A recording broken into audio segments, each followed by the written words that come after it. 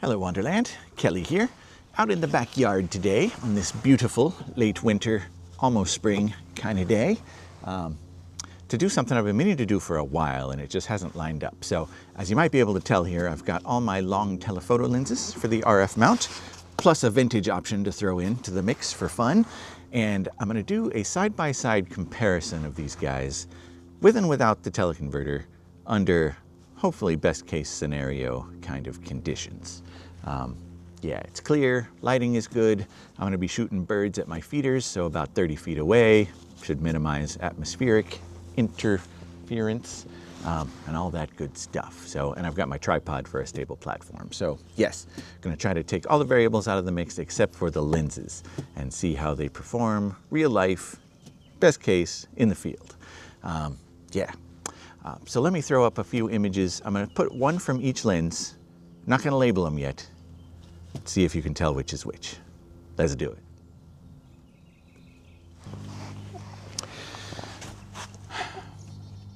There's a chicken in the way. Okay, that's better. So let me start by introducing the cast of characters here, right? I've got them lined up from cheapest, the manual focus option, to the most expensive. So this is my old Tamron Adaptol 2 SP 500mm catadioptric or mirror lens, f8. So fixed aperture at f8, fixed focal length, fully manual. This is obviously an old pre-electronic kind of lens. So yeah, interesting to throw in there. I just thought that would be fun. This is the 100 to 400mm f5.6 to 8 IS USM, cheapest option of the autofocus bunch here. The 800mm f11 IS STM. So again, fixed focal length, fixed aperture. I had the 600 actually for a little while, but I sold it, got the 800 instead, so I still throw that in the mix.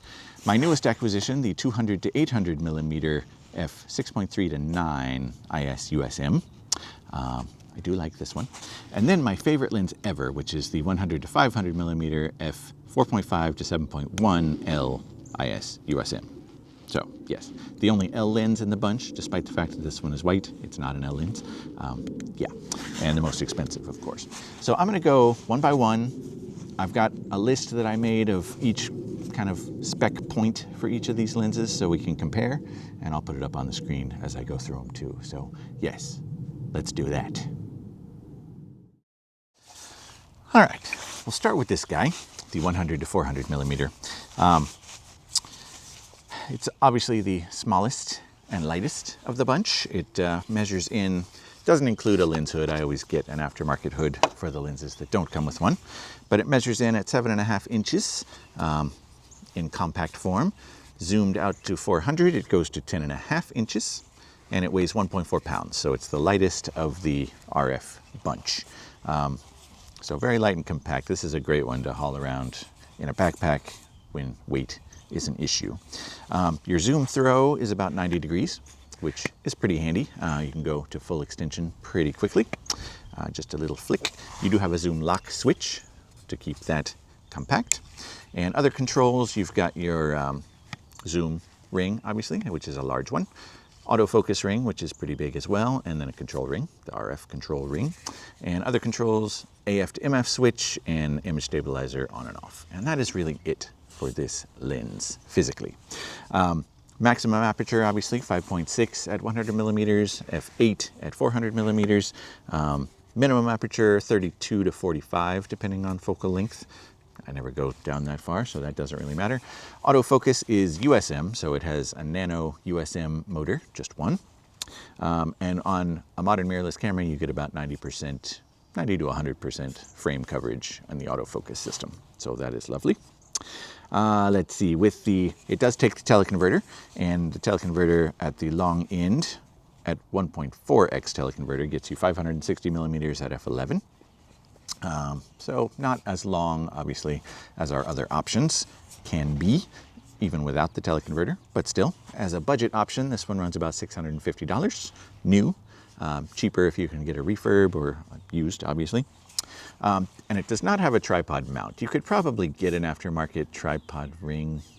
I don't know if you could, but it's light enough that it really doesn't matter, so that's okay. Let's see, did I skip anything? Minimum focus distance, that's important, and magnification. This actually has the best magnification of all the RF lenses for semi-macro purposes.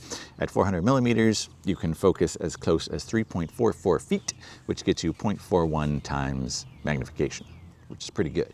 100 millimeters, you can actually only focus to 3.9 feet. So, if you're trying to do anything semi-macro from a distance, this would be a good lens for that. 400 millimeters gets you almost 0.4 reproduction ratio, which is not bad at all. So that's this one.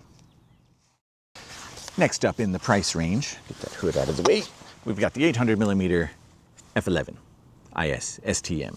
So this is the only one of the bunch with STM motors, so stepping type motors. A little bit slower on the autofocus is what that basically means, but I haven't noticed anything too bad about that. Again, this one does not come with a hood, so I added the hood, and I also added this tripod foot / handle. Without this, you've just got a 3/8 inch screw port here. But it's good that it does take a hood, or a foot, because this one is definitely big enough that you want that. Speaking of size, of course, when collapsed, you're at 12 inches without the hood. You unlock with this ring, extend to shooting length, and lock it again. And then you're at 14.5 inches. So this one is a little bit tougher to fit in a backpack, unless you put it vertically, and then it takes up kind of a lot of room. So something to keep in mind. Control-wise, all you've got is focus, because obviously this is not a zoom lens, and a control ring, RF. And then you've got switches, a limiter, so full focus range to 20 meters and up, autofocus to manual focus, and image stabilizer on and off. No need to lock, this is not a zoom. Yeah, that's about it. In terms of minimum focus distance, that limiter is important. But the minimum focus on this is 6 meters, which is almost 20 feet. So you're not going to be shooting anything real close, which is why the magnification on this is actually the worst of the bunch, 0.14x at minimum focus distance and 800 millimeters. Let's see, with the 1.4 teleconverter, you're looking at an 1120 millimeter at f16, not ideal. And the image stabilizer is rated for 4 stops with IBIS. So that's actually the weakest of the bunch as well. And I forgot to mention that on the 100-400. That's rated for 5.5 stops, 6 if you're using it with a body that has IBIS. So that's one of the best of the bunch as well. Anything else I forgot about this? 2.77 pounds is the weight, so it's mostly a hollow tube. It's pretty light. Yeah. And then we'll look at the optics when we get there. Next up, price-wise, is the 200 to 800 millimeter. The biggest of the bunch. If I compare it to these others, you can see it's bigger, especially with the hood, than either the 100 to 500, well, bigger than any of them. So there's the 4 lined up. So obviously the biggest and beefiest of the bunch. So let me move these back out of the way. All right. So when we're talking, and again, this one does not, no, this did come with a hood. Yeah, this one comes with a hood, which is nice. But without the hood, 13.5 inches in length, 17 inches when you zoom out to 800, and it weighs 4.5 pounds. So this is really the only one of these that if I'm holding it in shooting position for a few minutes, I really start to feel it. And maybe that's just me being a weakling, but yeah, there you go. Nano USM motors in this one, but just one. Yes. About 90% to 100% frame coverage, which is not bad at all. Minimum aperture, obviously 6.3 at 200 millimeters, f9 at 800 millimeters, and it kind of ramps up as you go naturally. Minimum f-stop is f54. Never going to use that. Let's see, magnification. So this one's interesting. At 200 millimeters, you can focus as close as 2.6 feet. And remember, minimum focus distance is measured from the sensor plane. So 2.5 feet is like 8 inches in front of the lens. And that's not bad at 200 millimeters. That gets you 0.25x magnification. At 800 millimeters though, and again, it's a progression, but at the long end, minimum focus distance is all the way up to 10.8 feet. and your magnification is 0.2. So this one actually magnifies best at the wide end, 200 millimeters. It's not much worse at the long end, but yeah, there you go. You're not going to focus real close at the long end either. You could probably improve that with a extension tube. Maybe I'll try that sometime. I've tried it on the 800 millimeters. It really doesn't reduce your focusing distance all that much, so it doesn't get you too much. This is probably the same, being the same focal length, obviously, so keep that in mind. Let's see, the focus throw on this is one of my complaints about it, actually. It's really long. It's about 170 degrees, so almost a full half turn. So from 200, you almost have to keep turning it a few times to get to 800. And what I tend to do, if I've got it on the camera, I turn kind of the camera one way and the lens the other, and that makes it a little faster to get from one end to the other. You do have a clutch for the focus. So not a lock, but a clutch. So that's loose, it's pretty loose, and then tight makes it a lot more firm, which is good. This one does come with a tripod foot attached, and in fact, says it's unremovable. It does have this little hole that you could pry up, a little cover. I assume there's a set screw in there that would let you take it off, but it's not easily removable at any rate. I haven't tried to take it off, and that's okay. I like that the foot is large. It actually makes this work as a handle pretty well when you're carrying this with the camera. And I put an Arca Swiss plate on mine, of course, so I can use it on the tripod. It does loosen, so you can rotate the lens around the foot easily. Control-wise, this one does not have a dedicated focus ring, which is interesting. So you've got your zoom ring here, clutch here, and then this is an RF control ring, but it's also, it can switch between control and focus. It's not clicked, so it's just smooth turning. And you've got a switch here that changes it from autofocus, control ring, or manual focus. And I assume in manual focus, it would work as a control ring, since you're not using it for focus. Makes sense, right? You've got a stabilizer on-off switch, so no modes on this one.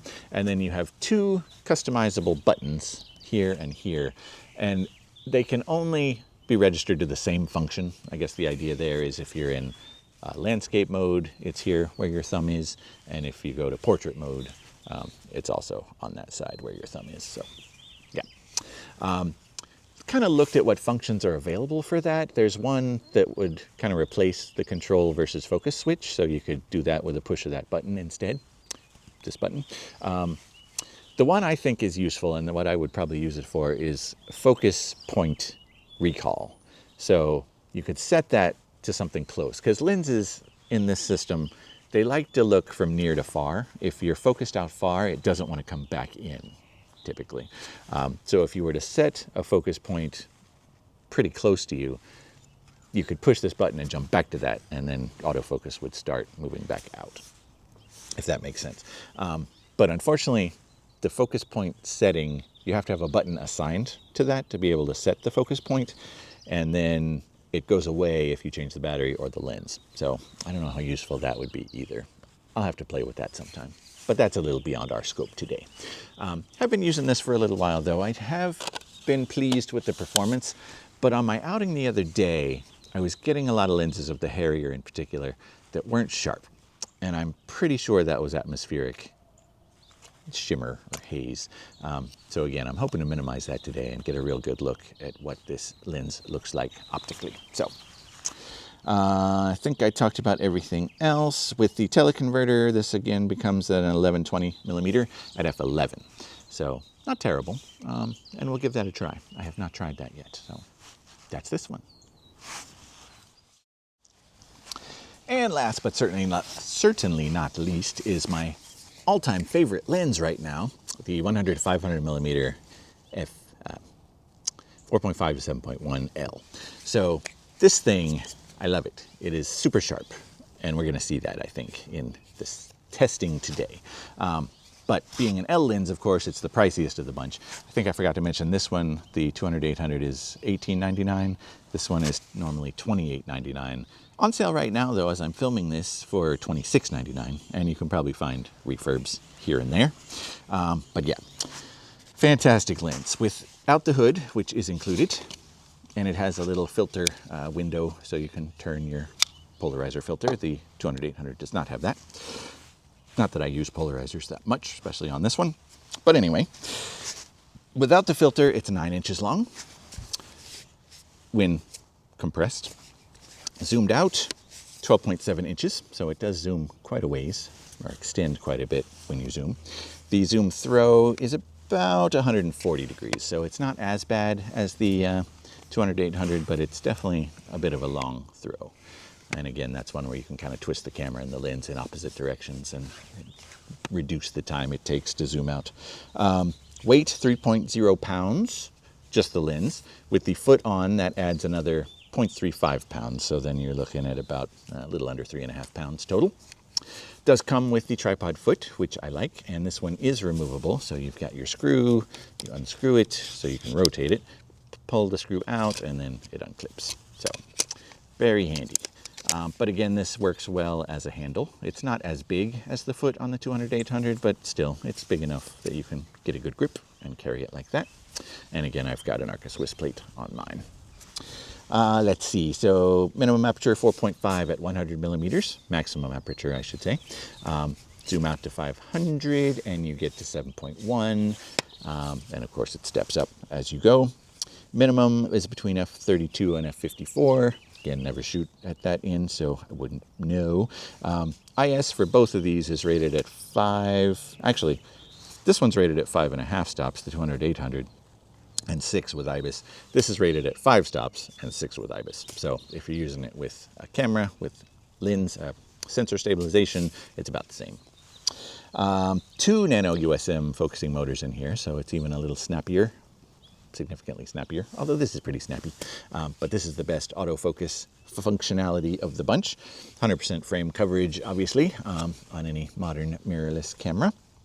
Minimum focus distance at 100 millimeters is 2.95 feet, 3.94 feet at 500 millimeters, and your best magnification is at 500, which gets you 0.33 times reproduction ratio, which again, pretty decent for macro at a distance. 0.33 is great for flowers and bugs and larger macro subjects.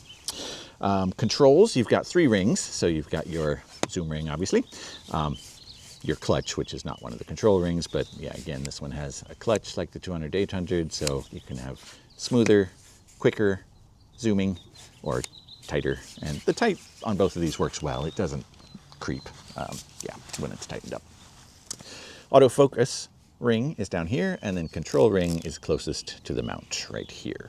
Not a terrible setup. Switch-wise, you've got a limiter, so full range or 3 meters and up. So that's handy if you know your subject is a little further away. I'll probably use that today. Autofocus to manual focus switch, and then stabilizer on off and stabilizer mode. This one has 3 stabilizer modes.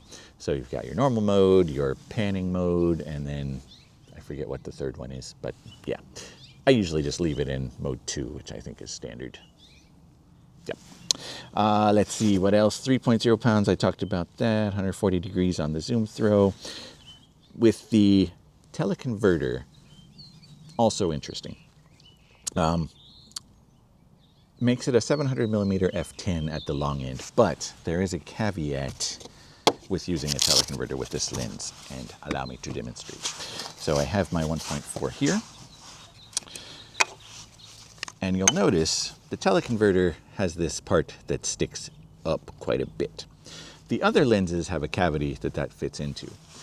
This one, though, that cavity is filled with the rear element until you zoom to 300 millimeters, about here, and you can hopefully see that moving in and out. So the teleconverter only actually fits into the lens at 300 and up, and it physically limits it from zooming back down to 100. So with the teleconverter attached, you are limited to 300 to 500 or 420 to 700 focal length range. And that's annoying. I don't know why they had to design it like that. I mean, I'm sure there were reasons, but to not be able to go back to 140 millimeters, 100 millimeters, is just kind of silly. And it makes it a little unwieldy when you've got the teleconverter attached. So something to keep in mind. All right, and that's the batch. So yeah, let's set up, get to shooting. Hopefully the birds will cooperate. It's mid-afternoon, which is not ideal, but I've been hearing and seeing a lot flitting about. So not sure how I'm going to do this. I'll probably spend maybe 5 or 10 minutes with each lens attached, as long as there's bird action going on, and see what I can get. And then we'll do some side-by-sides. I want to take you back into the computer at some point and really kind of pixel peep a little bit. I don't really do... My concern with gear is that it does what I want it to do and it's useful in the field. So I'm not a guy to do test charts and, you know, really obsess over MTF charts and all that kind of stuff. I'm interested in all that, but really I care about what the lens can do in use. So that's really my focus today. Again, hopefully best case scenario back here. Give each lens a try. I want to do it on both the R5 Mark II and the R7 to give you the crop sensor view as well, with and without the teleconverter. Yeah, and really take a lot of shots, as long as the birds cooperate, and do some real comparisons back on the computer. So yes, that's the plan. Let's make it happen. So for shooting settings on all of this, I'm going to be in FV mode, flexible priority, auto ISO, maximum aperture for whatever the lens is, and shutter speed is my variable. So usually about 500 to 1600, depending on if the bird is moving, or less if it's holding real still. But yeah, that'll be the plan, to kind of keep things on a level playing field, and that's what I typically use when I'm in the field anyway. So that's what we'll do.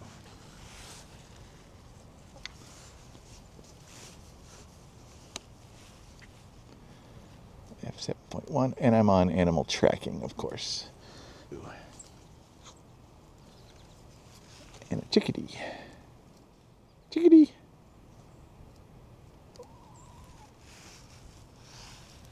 Another chickadee.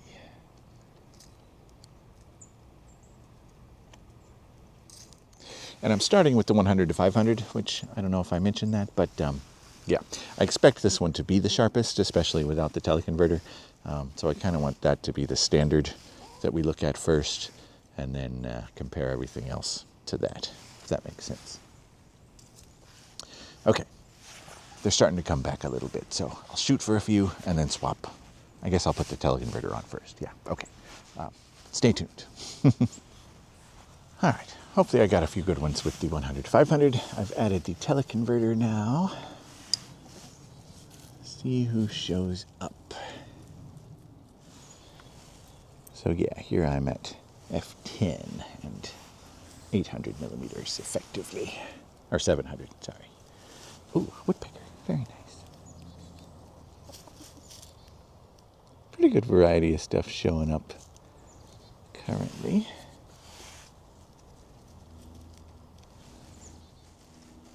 Mostly the usual suspects, of course, but hopefully that's interesting. Yeah, this is definitely, I always tell why this is my favorite lens when I use it. There's no real trick to using it, it's just good. It grabs subjects pretty well and quickly. Yeah, it's sharp pretty much across the frame at any aperture. It's just a really good lens, which is why it's so expensive. Could be faster. F7.1 isn't great, obviously, at 500 millimeters, but you know, with good lighting, good post-processing with the noise reduction software that's available these days, I don't worry about the ISO too much anymore. So yeah, I don't consider that too big of a drawback, especially given the range. This is basically the successor to the 100 to 400 EF lens, which was good. I had that and I liked it. But this one is even better with that extra 100 millimeters of reach. It's very nice. And optically, it's just excellent. Hopefully my photos will show that. Okay, I think I got some good stuff with that combo. So I've switched over to the 200 to 800. Things have gotten a little more lively, so I wanted to put this lens on the test. Obviously, this one balances forward a bit. Get it balanced on my gimbal a little better. There we go. Nice little chickadee right here.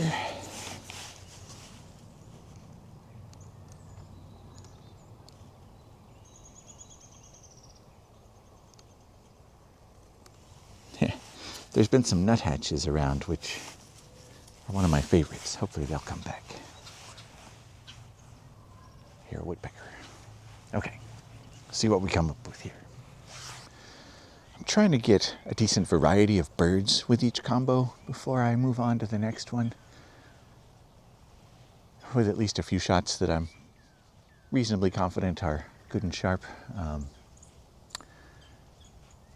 But then there's lulls between when the birds actually show up, so it's taking a little while. I don't know if I'll get through all 10 combos today, or 9, probably 9. I don't think I'm going to do a teleconverter on the 500mm mirror lens. I have one, a 2X, but yeah, I'll stick with that one just as is. All right, see who shows up next. Who showed up was a brown creeper. I don't usually see those in the backyard. They're not feeder birds, but they go up and down the trees looking for bugs and stuff. Crows across the field. All right, I think I'm about to add the teleconverter to the 200-800. Let's see how that goes. Well, this is clearly going to take longer than I thought. And I kind of forgot I wanted to test with the R7 as well. So that's not just 10 combos. It's a lot of combos. So I'm going to have to break this up in chunks, apparently. Woodpecker. So I think I'm going to call it for today. I've been out here for a few hours and things are kind of slow right now and the sun is starting to drop. So yeah. I think I got through the 200-800 with the teleconverter, so that would be 2 sets down with the R5 Mark II. There's a titmouse. And, oh, that's nice. Thanks, little buddy. Yeah, thanks. Okay, so I'll pick it up next time. I don't know when that'll be, but hopefully soon. And yeah, fun stuff though. Hope I'm getting some decent shots. Nothing exciting because these birds are kind of standard backyard fare, of course, but the idea is living targets to check detail and whatnot. So that I think we can work with. All right, I'll be back. All right, day number 2. It's been a few days. Got the R5 II and the 100 to 400mm. I can tell you, first thing, unlock this. I'm using my gimbal. And this, without a tripod collar, it's the only lens that I'm using in this, other than the manual one, that doesn't have a tripod collar with a foot. And that makes it really unbalanced on the gimbal. So I think investing in a tripod collar is on my agenda going forward. Not that I use this too much on the gimbal, but I like to have the option. Yeah, okay. So I can already tell you, this video is going to be my most involved video to make because this is lens number 3 on camera number 1. I still got a ways to go. So yeah, I'm just going to shoot a little bit out here, see what happens, and continue working on the comparison. All right, let's do that. I'm suffering a chicken attack for you people. Hope you appreciate that. I like this lens, the 100 to 400, for lightweight. 400 is not great reach, of course, especially on a full frame, but funny story, I usually use this lens on my R7, which increases the reach, of course. So when I went to swap my battery, I was thinking this was the R7, and I put in an LPE6 NH, and it was giving me the error about some features incompatible. And in fact, the first battery I put in was one of my old third-party NHs, and it just gave an error 80 and shut off. And I was like, oh, that's not good. But then I remembered what camera it is, and now we're good. Chickadee. Okay, but yeah, good lens. Lightweight, really nice for carrying around. I do like this lens. I want to get the tripod collar for it now, both for gimbal use and as a handle, although on the R7 it's a pretty lightweight combo. But yeah, we're seeing how the optics look and compare to the rest of the lot. This is exciting. I've got some nest boxes that I built back here. There's a bluebird couple checking one of them out. I've got this set on the gimbal, so these are still a little bit tight, just enough for resistance, and that keeps it fixed where I leave it. So that's working well. But still with the collar, that would be more balanced, and then I could have it looser, swing around easier. I do like the gimbal though. I don't haul it around enough because it's kind of heavy. Even though the tripod itself is carbon fiber, this is still pretty hefty, so. But when I do have it, I like it.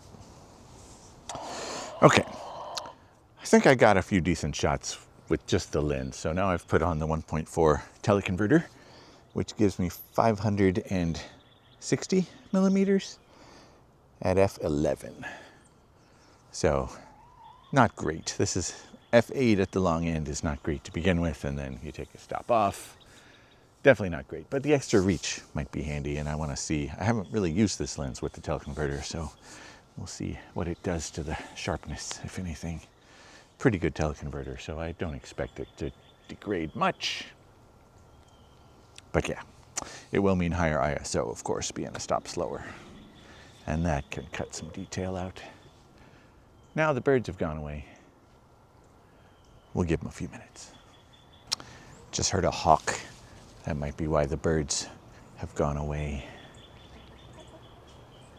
Okay, the cardinals and some titmice have reappeared. And a song sparrow, that was fun. And a goldfinch. Not in great lighting. It's clear, it's a beautiful day. But yeah, the light is a little harsh for some of these spots.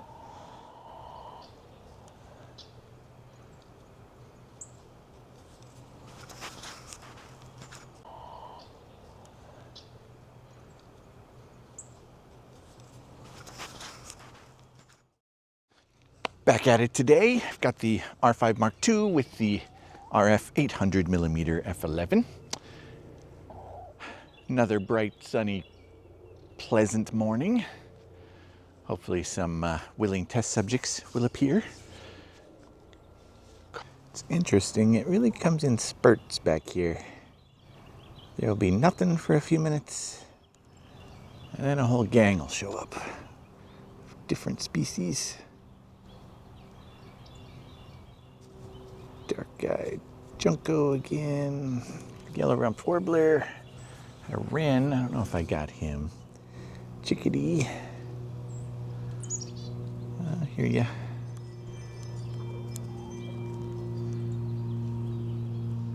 All right, getting a good batch now, I think.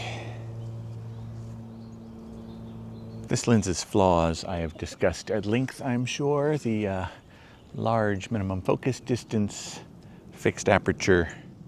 Optically, it's good. I found it to be good. Obviously, it's the cheapest 800mm RF lens you're gonna get, and it's relatively small and light for what it is. So it's definitely a pros and cons sort of thing. Adding the teleconverter, which will give us 1120mm at f16. Yeah. Okay, more victims.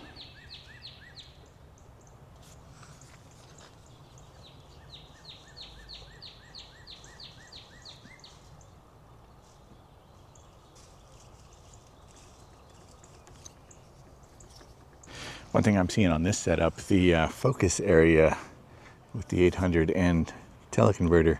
With the 800 alone, it's maybe 70, 80% of the viewfinder. With this, I want to say it's less than 50%. It's just a square in the middle, really. And that's as far as it goes. So yeah, that's not great. This afternoon, I've got the Tamron 500mm SP f8 mirror lens.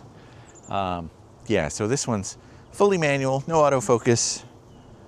Not much to it. It's basically a piece of metal with a little bit of glass in it. The interesting thing about mirror lenses is the way they're designed. I don't know if you probably can't see in there, but it's a ring with, it bounces the light, which is why it's called a mirror lens. But it makes the bokeh donut shaped instead of spherical. And that can be an interesting effect, actually. So yeah, hopefully I'll get a few. This I'm kind of presenting as a budget option. I looked on eBay real quick. You can get this lens for about $100. Since it's Adapt-All 2, the mount doesn't matter, because you can get an adapter to go straight from Adapt-All 2 to Canon RF in this case, or pretty much any other modern lens mount. Yeah, I'm sure you can do better than $100 if you have a little patience, look around, maybe try to win an actual auction instead of buy it now. But yes, compared to the other lenses that we're looking at in this video, this is definitely the cheapest. And the hardest to use, obviously, no IS, manual focus, so we'll see if I manage to get anything worth presenting. Hopefully I can at least show you what the bokeh looks like, even if there's not a bird in it. But yeah, see what we can come up with. Definitely more difficult when your target only sits still for a brief second or two to try to dial in the focus real quick. I don't know how people did it back in the days before autofocus. The focus peaking makes it easier to grab focus, but still, you gotta be quick when your target is not hanging out. Had a yellow-rumped warbler drop by again. I think I got him the other day. There's a cardinal in the brush. Oh, that's not terrible though. I'm not going to use the teleconverter on this one. Yeah, save a little bit of time at least. But I will do it on the R7 just for fun. And that'll be next, the R7 with all these lenses. I don't know how interesting this video is turning out to be, but hopefully it's thorough. Okay, starting on the R7, starting again with the 100 to 500 millimeter. Since I consider that kind of the gold standard for sharpness, I think, among these lenses. So yeah, I want to start there. It's chillier today. It's in the 30s again. So, but it's bright and sunny, and there are some birds out and about. So, see what we can come up with this afternoon. Let's see here. Of course, on the R7, at 500 millimeters, I'm shooting effectively 800 millimeters. So, that's where we are. I should mention from a methodology perspective, I'm basically shooting all these lenses wide open. I'm in flexible priority mode, keeping my shutter speed typically either 1/640th or 1/800th of a second. So I want fast enough that I'm getting good sharpness because I'm trying to show off the lenses, right? But not so fast that my ISO is going too high. And from the photos that I've edited so far, ISOs have been in good light, 400 to 800. When the bird is kind of in shadow, climbing as high as 2000, I think. So nothing crazy. A little higher on like the 800 f11, obviously. But yeah, so far so good. It's a cardinal. All right, I think that's a pretty good batch with the R7 and the 100 to 500. So I'm gonna pop on the 1.4 teleconverter. Let's see how that does for us. And of course, with the teleconverter, that gives us, with this combo, it makes the lens a 700 millimeter f10, which on the R7 becomes a 1120 millimeters. Yeah, that's right. Okay, so that's a lot. See how it does. Got pretty active there for a minute. Had some woodpeckers, chickadees. My yellow-rumped warbler came back. I haven't seen the nuthatch. That's like the only one I haven't seen today. so far. I think we're getting some good stuff though. I mean, nothing great, and these, backyard birds are just backyard birds, but still, hopefully we're showing a little bit of what these lenses can do under good circumstances, and that's the idea.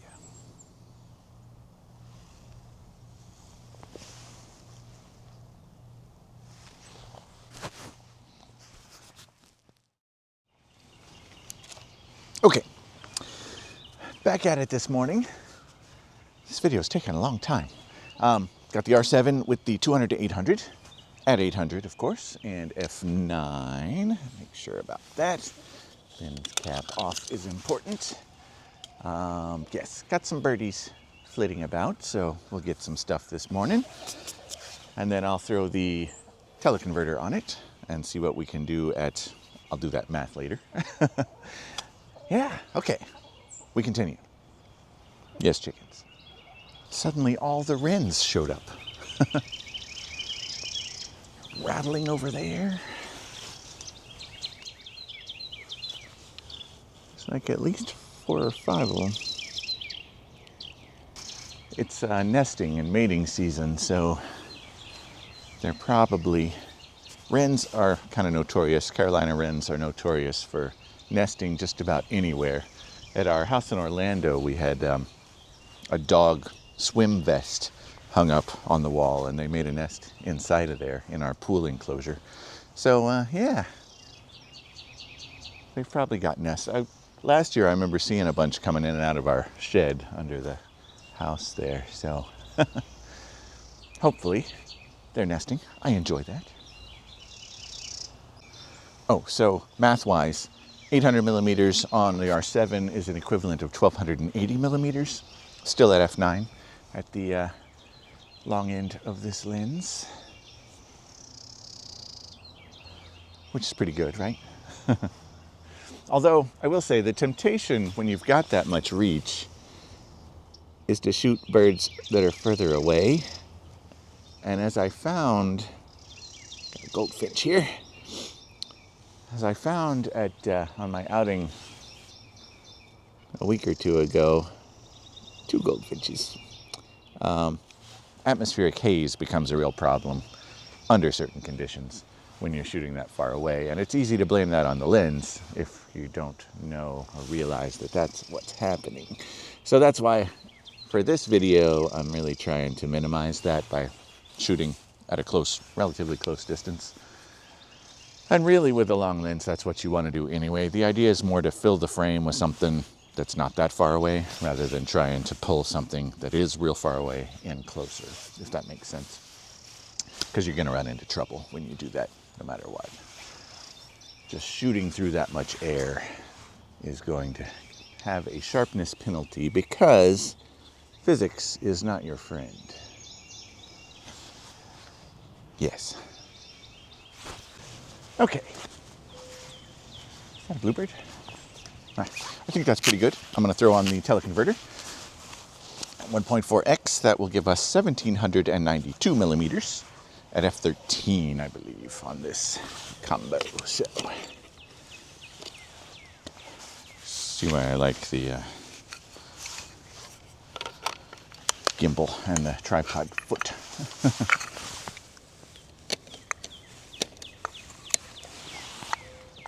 All right, what do we got? Yellow-rumped warbler has been hanging about. Let's rebalance this a little bit. That looks good. And the wrens are still around. Ah, yeah, red-bellied woodpecker just made an appearance. Hopefully he'll come down further. 1792, though, I've done this before with the 800 millimeter f11, which I'll get to. Subject acquisition becomes a little more difficult, obviously, at that kind of focal length. Especially trying to grab them before they fly off, as a lot of these little birds do. There's a robin, cardinal. But we got some good stuff. Let's see here. Oh, there's the red-bellied. Now, with this combo, I will say, f13, I'm getting some fairly high ISOs. So if I'm shooting, like right now, a dark-eyed junco, fairly shaded, I'm at ISO 2000.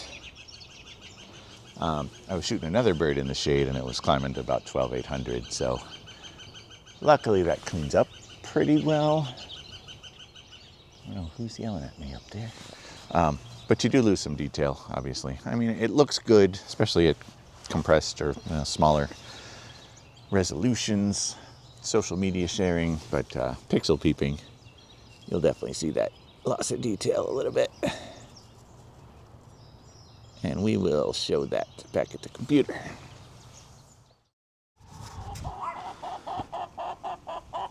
Hush you. Okay, back at it. I'm hoping this is the last stretch. So I've got the R7 with the 800mm f11. So again, effectively that is 1280 millimeters. Yes, at f11, of course. Let's see who appears today. And then I'll switch to I'll put the teleconverter on this, switch to the 100 to 400, do that with the teleconverter. And then I will do the 500mm manual. So I'm thinking, if somebody's looking for a real budget solution, it'd probably be the R7 that they're shooting with. So yeah, we'll demonstrate that too. Okay, let's see who shows up this afternoon. Mostly the usual suspects again this afternoon, but my bluebird was just back.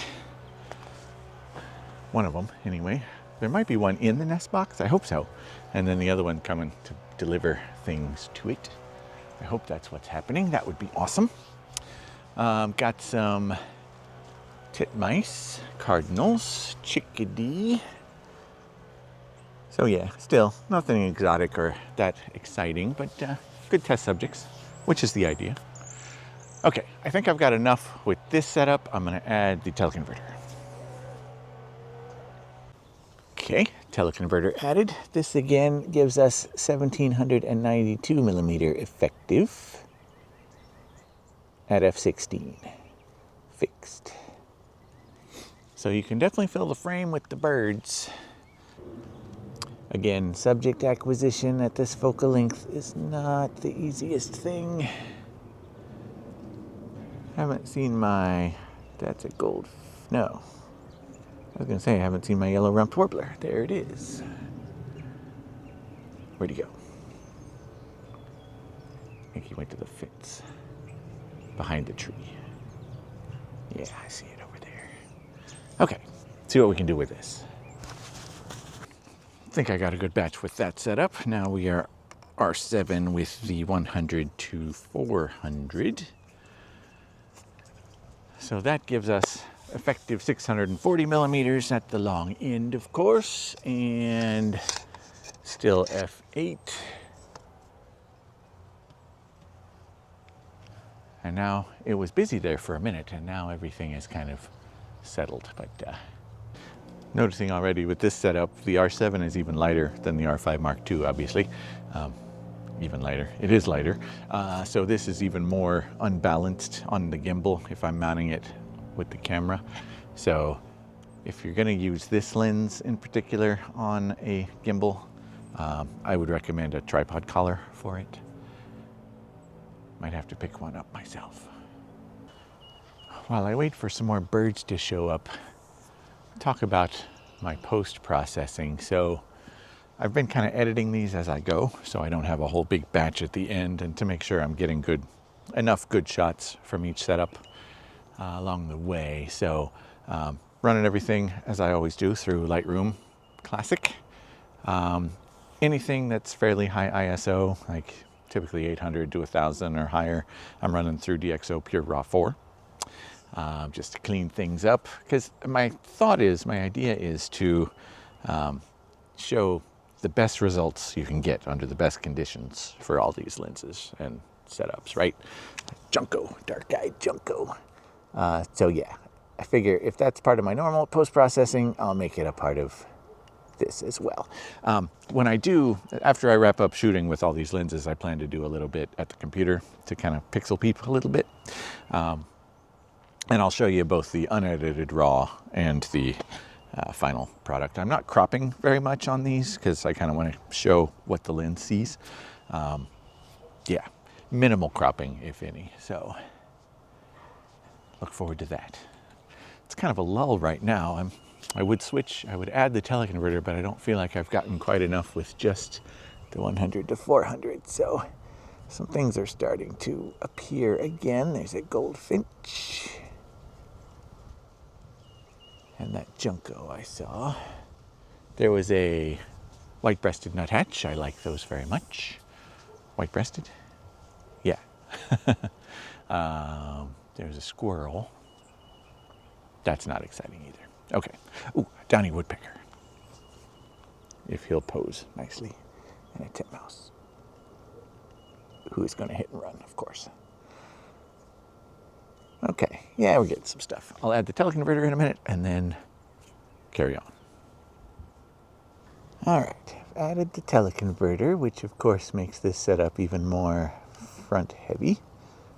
A little bit. That downy woodpecker is posing nicely for me. Thanks, little fella. All right, we're getting there. Finally. Been working on this video for weeks. And I'm going to Florida in a few days, so I want to wrap it up within the next couple days so I can start fresh or come back fresh, because I'm planning to have some good stuff to edit from that trip. Oh, and with the teleconverter, this becomes 896 millimeters effectively at f 8, 9, 10, 11, f11, yeah. I'll add too, even with the teleconverter, the focusing area with this setup in the viewfinder, I want to say is about 95% of the frame, full top to bottom, and just a little bit on the sides that's not included. Whereas with the 800 f11, it's more like 80% maybe on the R7.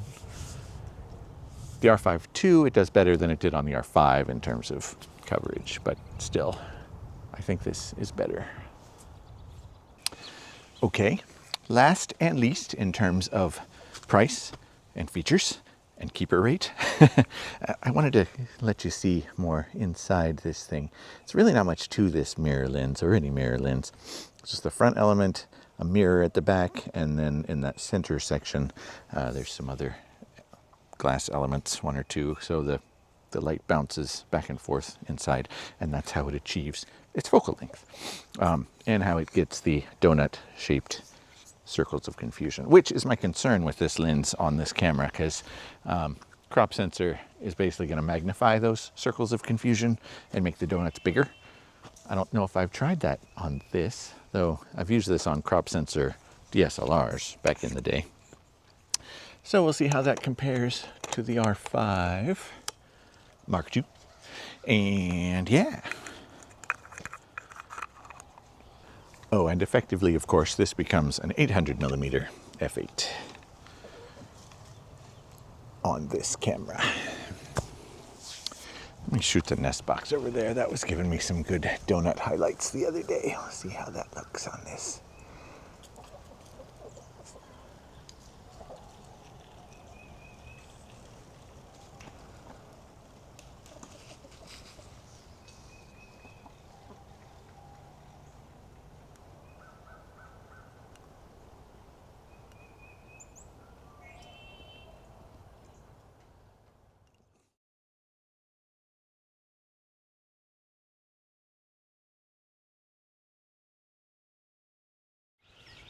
Okay, I don't want to jinx it, but I think I've got enough good stuff to demonstrate these lenses. So, the Bluebird, nice. So I'm going to go in, edit, make sure I got enough good stuff, and then we'll do the part of the computer, show you some pixel peeping and before and after processing, and then some conclusions, and we'll wrap it up. Finally. I hope this video doesn't suck. Okay, back at the computer. Gonna take a look at some of these images. This video, I've been putting it together. It's already about an hour, so I'm gonna try to be fairly quick with this piece. But then again, I'm trying to be thorough, right? So we definitely don't want to skip too many details. But okay, I'm back at Lightroom. And I'm using the metadata so I can filter by lens and extender combo and camera, of course. But really the lenses is what we're talking about, so we'll stick with that. So first I'm starting with the 100 to 500 millimeter without the extender. So that, again, to me is kind of the gold standard of sharpness for these lenses.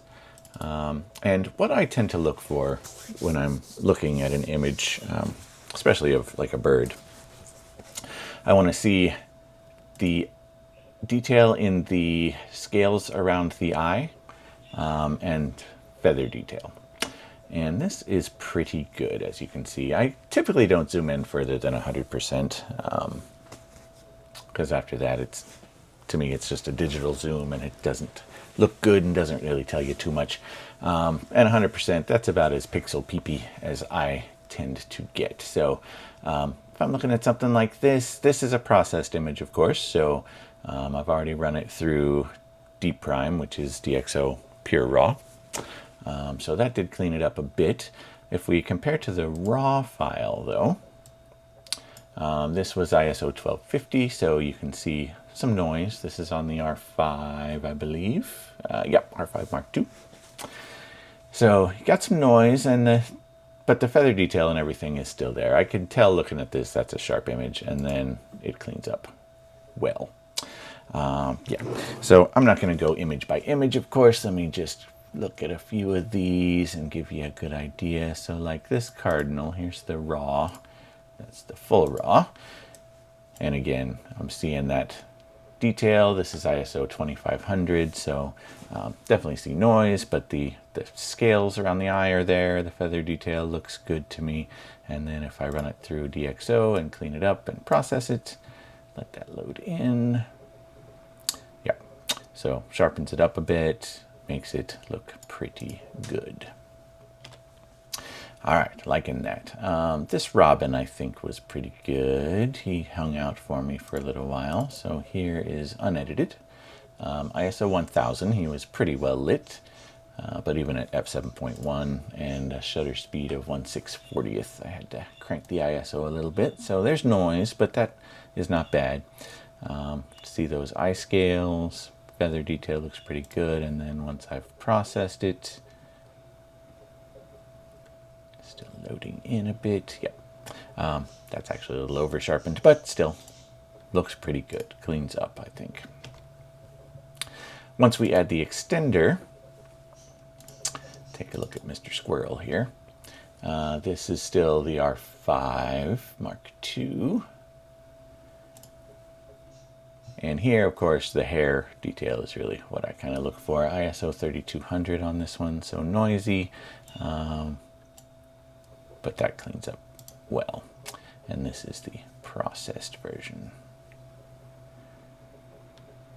So good hair detail, good sharpness.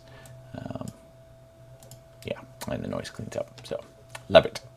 Looking at the R7, I didn't really do that on this one. Let's see if I filter down to just that.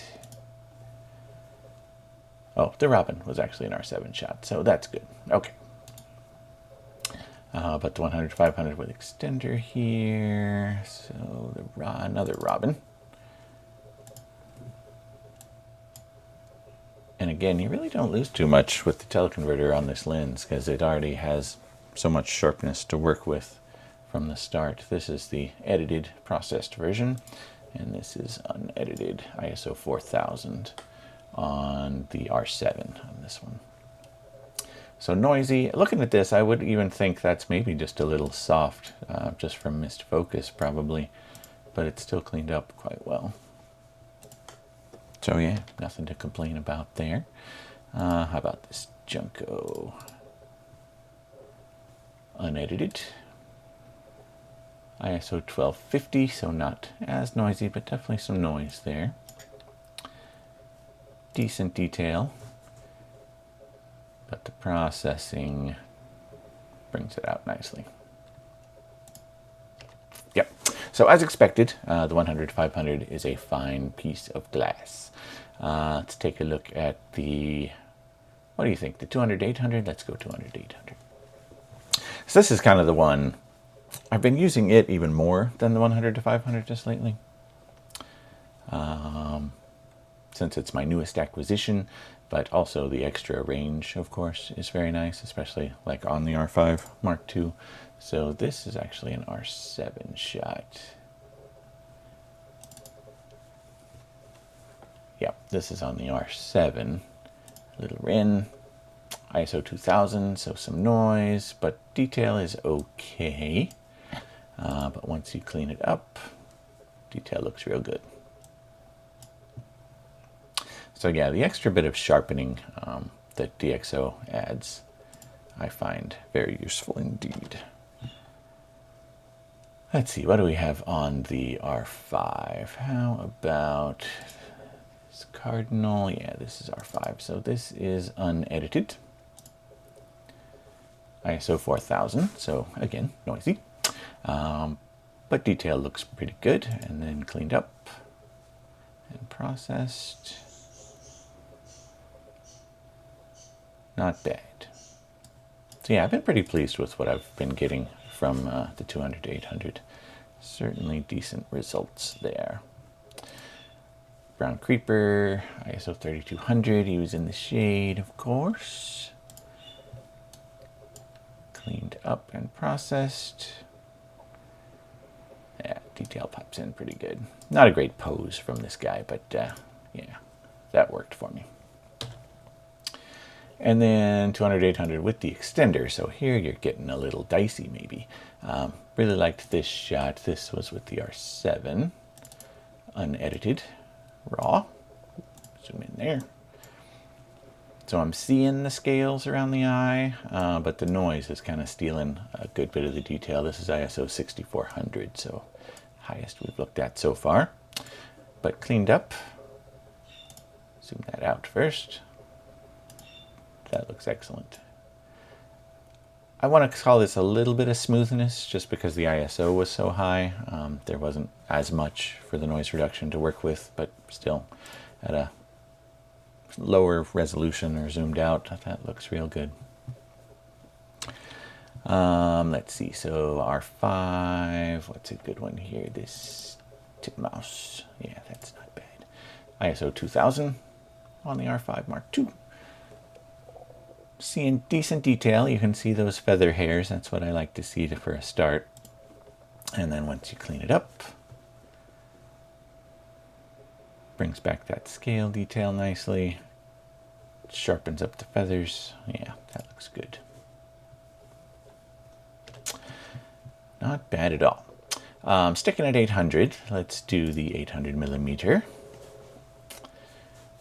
So here we're starting on the R7. Let's take a look at, how about this Bluebird? ISO 6400 here, so fairly high. And you can definitely see the noise in the unedited raw. But to me, the sharpness looks pretty good around the eye, so that would have been one worth cleaning up. And once it does clean up, there you go. Not too bad. Again, smoothed a little bit in the details to me because of the high ISO, but not awful. Another titmouse, R7. Again, noisy at ISO 4000, but cleaned up. Very good. Over to the R5 then. Trying to pick ones where the bird is fairly large in the frame so that we can get a good good look at the detail. I think another titmouse. This was pretty good. A little underexposed because the background was bright, but sharpness, focus looks good. And then cleaned up. A little bit of fringing I'm seeing here, which kind of makes sense given this is the kind of the cheapest optically of the lot. But still, that looks pretty good. And of course the fringing, I could just crank up the defringing here in Lightroom a little bit and take care of that, I'm sure. Not too shabby. 800 with extender. So here, obviously, the birds are filling the frame quite a bit better. Let's look at this. Yes. White-throated sparrow. ISO 10,000. So obviously at f16 with this combo, you're pushing the ISOs. So when looking at this one, I would say the focus is decent. The noise is really what's stealing the detail here. And I would expect on cleanup that it'll look sharper, but still be a little bit smooth just because of that ISO. And that's kind of what you get. Almost a more sketched in look. That's R7, R5. How's this Junko? A little dark, ISO 5000. Focus looks right on though. And then cleaned up and brightened.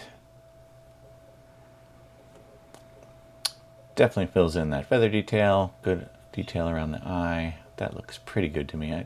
A little bit smooth because of the ISO, but again, zoomed out, looks quite good, I think. Yellow-rumped warbler, ISO 10,000 again, so really smoothed out the detail, but processed. Not terrible, not terrible. Not great, but not terrible. But again, zoomed out. Not bad. 1 to 400. This lens surprises me, actually. It definitely punches above its weight and price. So this is R7.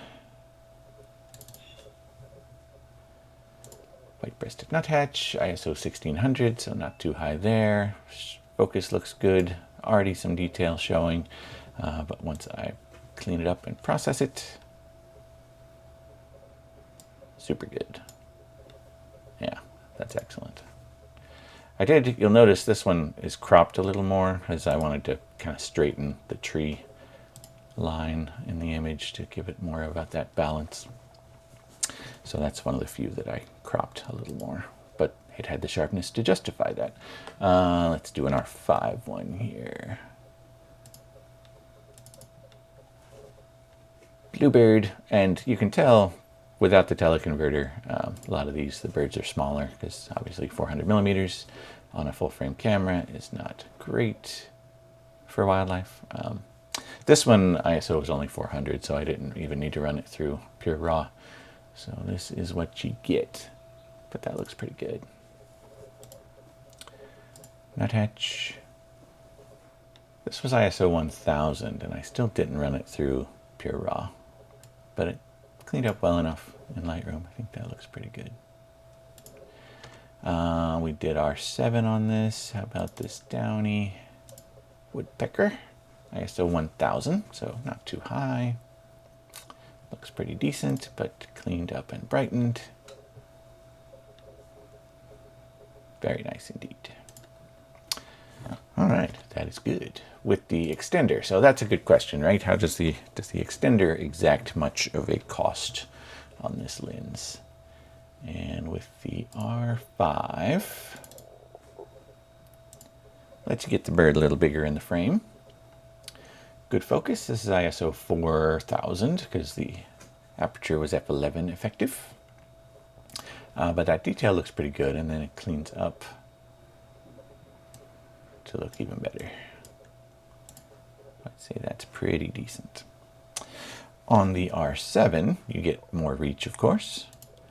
So if we look at this red-bellied woodpecker, ISO 6400, so that's pretty high. Definitely see the noise, but focus looks good. So then cleaned up.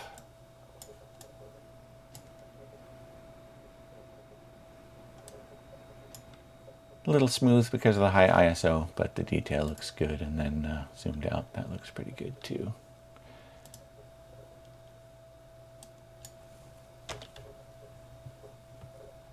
And I think that's it. How about this guy?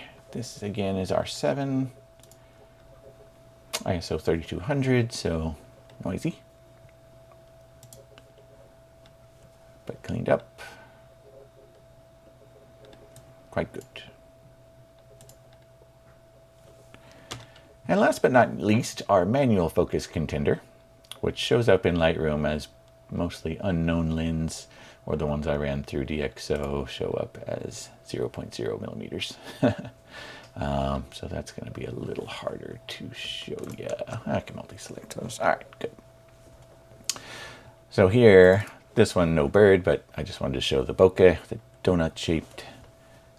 And you'll see that as well in the out-of-focus areas on some of the others where the background was not too far away, like maybe this one. Yeah, you can see how it kind of makes the sticks in the background larger just because of how that bokeh works.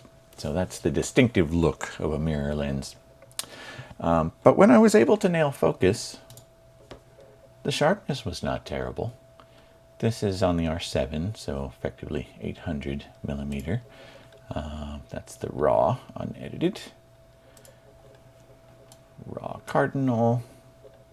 He was sitting pretty still. It's usually the ones that were sitting still that I was able to actually focus on. But cleaned up in DxO. Still not great. It's not on par with the RF lenses, obviously, but at a small enough presentation size, it's not terrible. Squirrely was kind of sitting there chilling. A little soft, but not terrible. And then cleaned up. Same kind of story. On the, those are R7. I think the only bird in flight shot that I actually got was with this combo. And it was this yellow-rumped warbler, and it's not sharp because I wasn't quite focused. I kind of pre-focused on the feeder. So the bird wasn't too far out, but definitely missed it a little bit. And my shutter speed was only 1/800th, so he was moving as well, obviously. But sharpened up. Still not good, but it's a nice moment. So I kept that one. This is R5. Nuthatch again. No real sharpness to speak of there. It's because I missed focus just a little bit. It's really in that sweet spot, right? But cleaned up. Still not great. A little better. But zoomed out. Doesn't look too bad.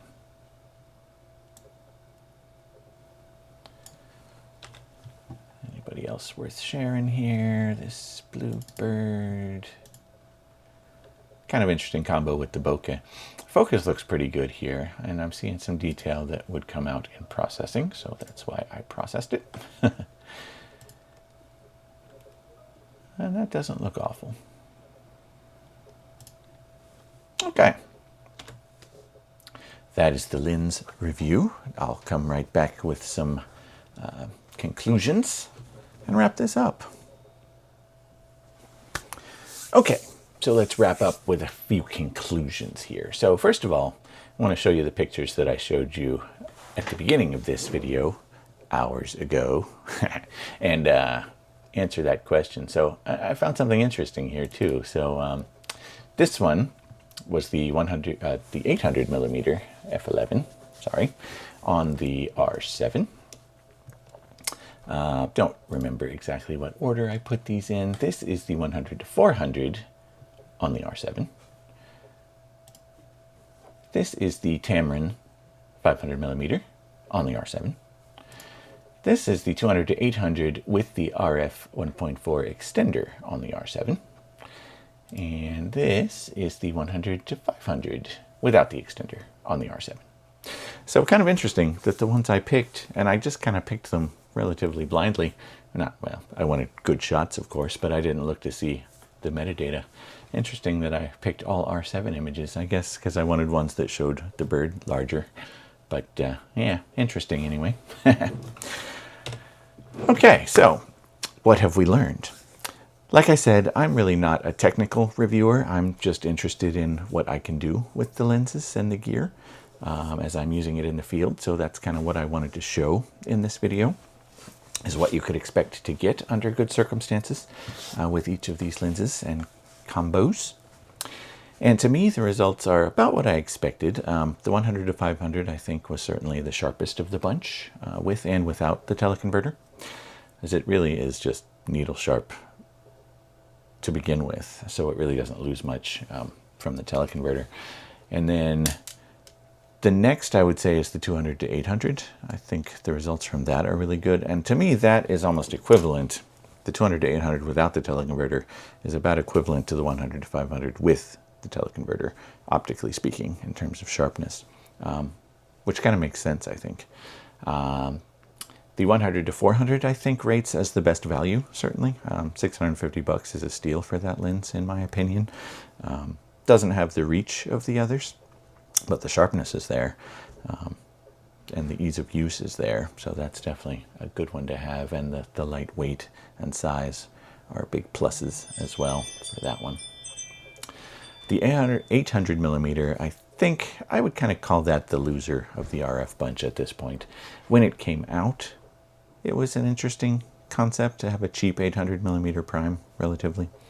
But to me, the other options are just too much better in terms of flexibility, especially, and price and size. So if you have to get the 800, if that's what you can afford to get 800 millimeters, it's good. It's, for what it is, you can get good results, but don't expect to use it with a teleconverter in anything but the best light, and really don't expect to use that lens in anything but pretty decent light as well.